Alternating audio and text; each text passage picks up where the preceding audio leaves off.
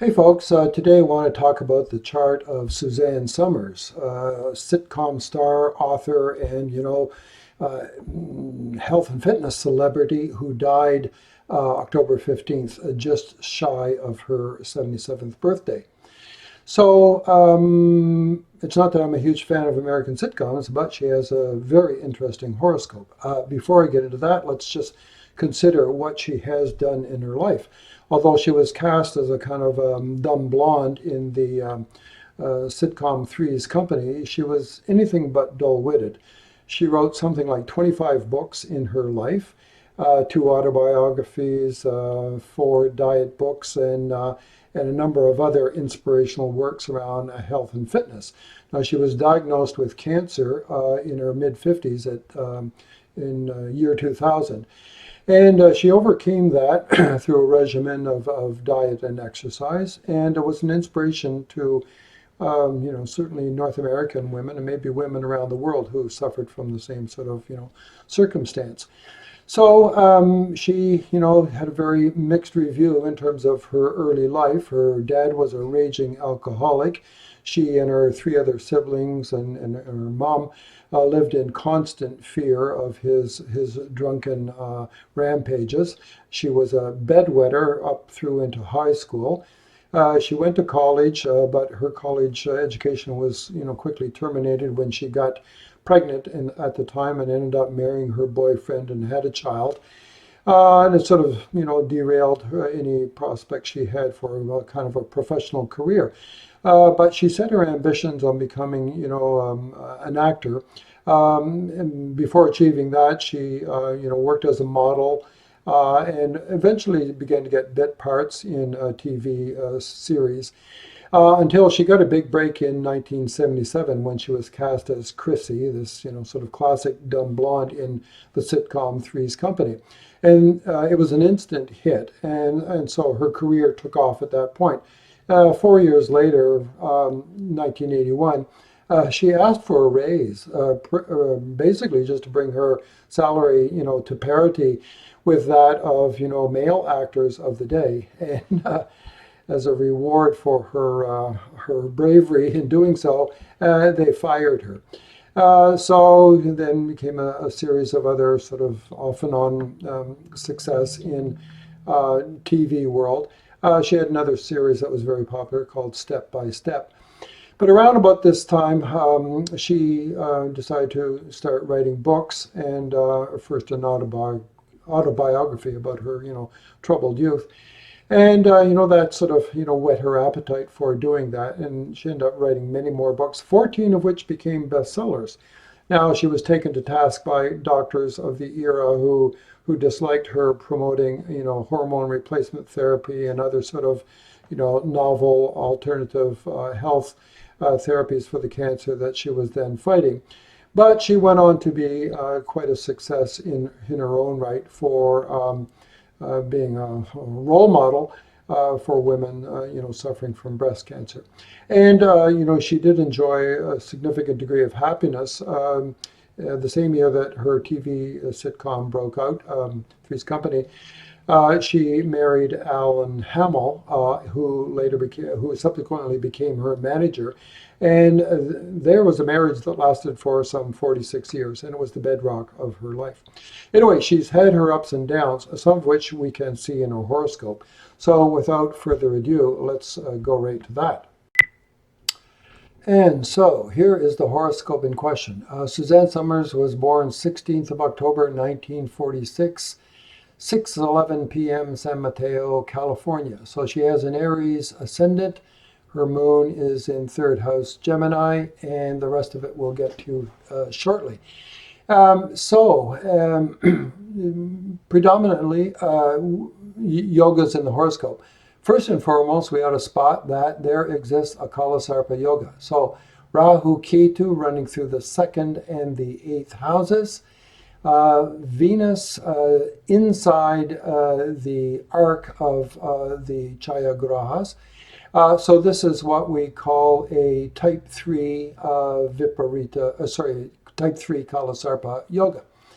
So one of the first things that we can see with that, with debilitated Rahu in the second house, and indeed the Lord of the second house, Venus, in the eighth house with Ketu, we get some notion immediately therein of the dysfunctional family, because second house rules the generic family. And of course, the Kala Sarpa configuration tends to magnify whatever else we find in that horoscope.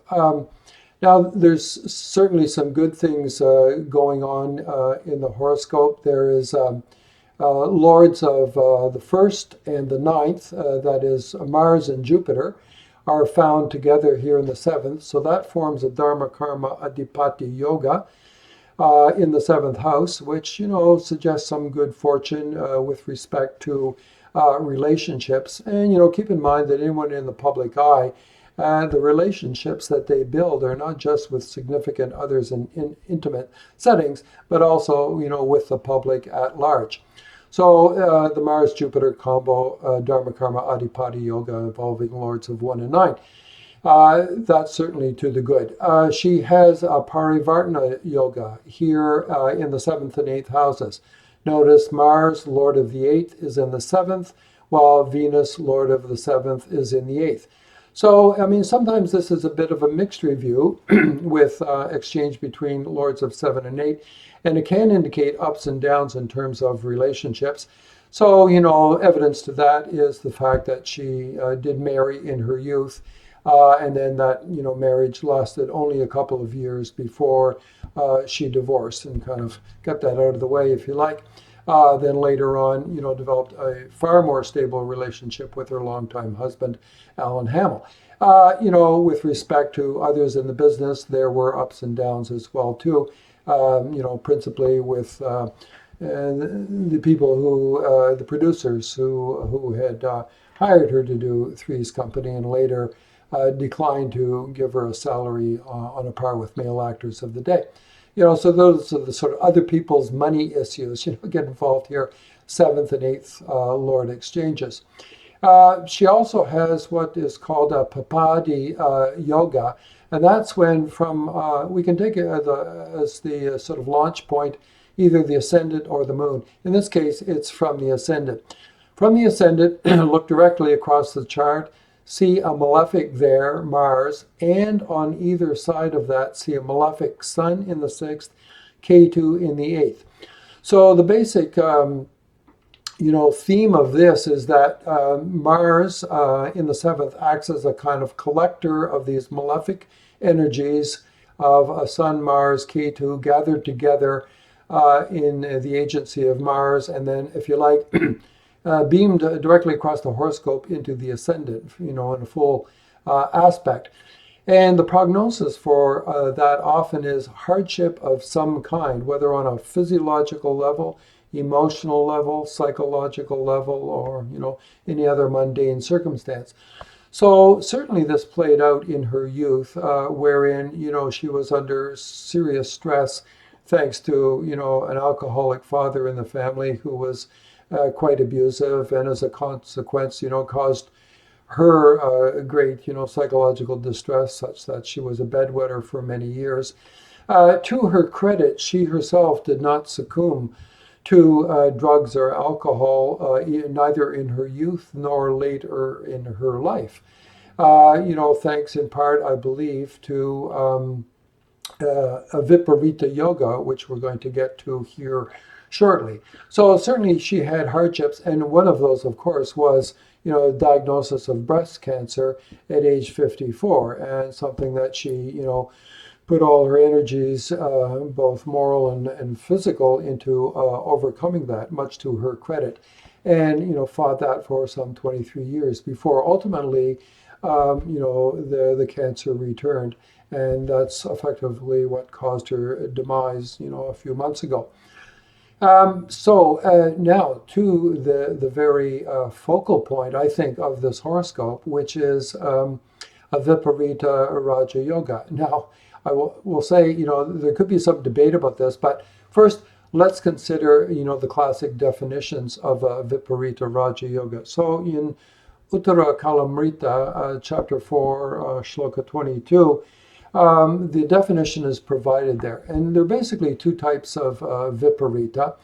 One states that if a trick lord of 6, 8, or 12, goes to another trikasthana not its own, and there enjoys some measure of strength, good avastas of some kind or other, and furthermore is not under any influence from any positive house lord in the horoscope, then you can have Viparita Raj Yoga.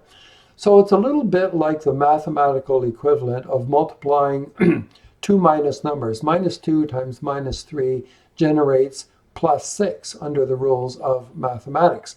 So it's a bit like that, where a negative, a trick lord, is put into a trikasthana, a negative place, and it sort of has the effect of, if not entirely reversing, at least softening the blow or ameliorating or remediating to some degree the very prognosis that we might have had for that negative thing.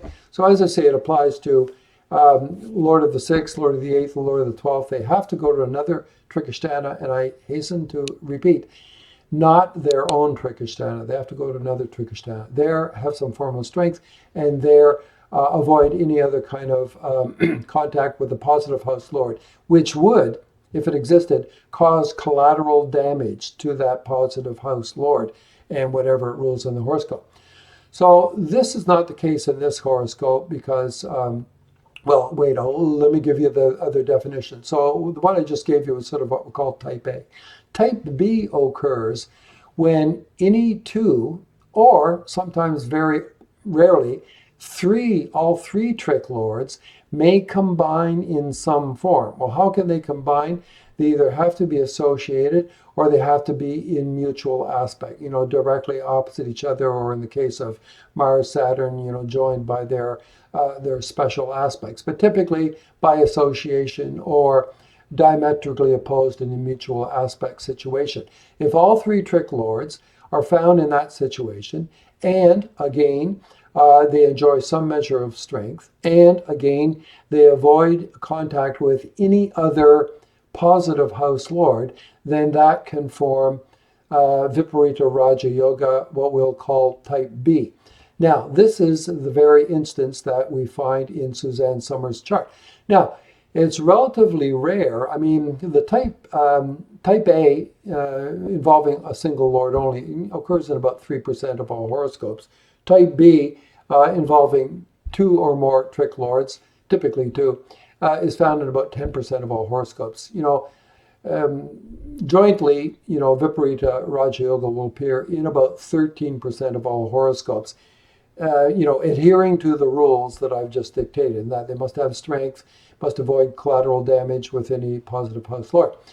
I don't know the stats on triplets, but they would be quite rare. And here's an example of one in Suzanne Somers' chart. That's why I chose this chart to discuss, because of this remarkable circumstance in her horoscope. So take note of this. 6th house is Virgo, ruled by Mercury. There's Mercury in the 7th house. 8th house is Scorpio, ruled by Mars. There's Mars with Mercury in the 7th house. 12th lord, the last trikasthana, is Pisces, ruled by Jupiter. There's Jupiter joining with Mercury and Mars. So, to abbreviate, Lord of the 6th, Lord of the 8th, and Lord of the 12th are all found, respectively, Mercury, Mars, Jupiter, together in one sign. So the three trick lords are all joined in Sambandha by association in the 7th house. Now, we must inspect. Is there any other positive, is there any other planet that makes, is joined with them by association or even aspecting them? Look around the horoscope. No other planet makes contact with those three. So that part of that rule is fulfilled. There is no contact with any other positive house lord, which risks causing collateral damage. Now, let's have a look more closely at these three grahas. The rule says that they must all exhibit some degree of strength. Well, if you look at them by sign, Mercury, Mars, Jupiter in Libra, basically meaningless. We don't count friendship. Well, we might have to, but the classic ones are not found here. Digbala does not exist for any of these three. None of them are retrograde, so none of that applies. None of them are in their sign of rulership, nor their sign of exaltation. So all the usual measures are not found in here. Even if we look at their degree positions, Jupiter is in a nakshatra of Rahu. Mercury and Mars are in nakshatras of Jupiter. That doesn't get us anywhere either. If they had any one of those had been at Swa Nakshatra, that could have done it. We only need one among these three to exhibit some kind of strength in order to give this yoga the oomph to produce results. Thus far, we're not finding anything. So, I was, really looking at this chart a lot more closely now because I believe that because she's a survivor, a 23-year survivor of breast cancer, I believe that Viparita Yoga existed here and accounted for how she was able to surmount her many difficulties and turn it into a kind of stardom at the same time. So then I began to consider, well, what are the Shad Bala scores for these planets? And I looked at all three of these, and I found that they actually all collectively, or individually, I should say, have above average Shad Bala scores. So, Mars at 144%, Mercury at 120%, Jupiter at 114% of their average scoring in any, in a million horoscopes. So look a little closer now at Shad Bala and let's define it. Shad Bala actually means 6 measures of strength. So there's Shtana Bala, which is a measure of strength by virtue of being in signs of ownership, signs of exaltation, signs of friends. So there's some marginal, scoring that they can achieve there, especially Mercury in a sign of a friend. There's Digbala. We know strictly Mercury and Jupiter get Digbala in the first house, Sun and Mars in the 10th, Moon and Venus in the 4th, Saturn in the 7th. But when you get into the detailed Shad Bala calculations for Digbala, there are full points awarded for Mercury and Jupiter if they're in the first, but there are partial points awarded for when they're anywhere near the first, or likewise Mars in the 10th gets full points, but it gets marginal partial scores if it's somewhere getting in the vicinity of the 10th. Now in this case, none of these 3 grahas would get many points for the Digbala portion, but then there's more to it. There's Kala Bala, which is strength based upon where these planets were relative to the hour of the day, the actual day of the week, the month, or even the season of the year. And I won't try to go into those details, but they can accrue points on that level as well too. Then there's Chasta Bala, which is a measure of a planet's speed. So if a planet is going slow or fast, it will gain brownie points based upon its speed as well too. So planets can accumulate, on a somewhat less visible level, points for their particular speed. Then there's what is called Nisargika Bala, which is planets scoring points based upon their relative brightness. Again, in comparison to the average brightness of a graha and what it might have achieved in this particular horoscope. And then finally, there's what we call Drikbala, which is based upon drishti. And do planets score points from being aspected by, the so-called major aspects that we're familiar with in Jyotish, but also, minor aspects to some degree. So the cumulative result of all that, those 6 various factors, can give all these, any planet, sort of a greater measure of strength that is less visible than is obvious from the usual quick inspection of avastas in the horoscope. So given that all 3 of these are above average in their scoring in Shad Bala, I think that this configuration of the three trick lords in the seventh house, wherein they all aspect the ascendant, and none of them are associated with any other positive house lord to cause collateral damage, and they all enjoy some measure of strength of vis-a-vis Shad Bala. I believe that this fulfills the spirit of the definition for Viparita Raja Yoga, and therein allows some kind of significant turnaround in her life. So let's see, she was born with moon in Jupiter Nakshatra when she was born. And then she progressed into Saturn Dasha and then into Mercury Dasha. Well, she was just a child in her Jupiter Dasha and, an adolescent in Saturn. But in 1977, when she would have been, would she have been 31 years old? Yep, I guess that's when it was.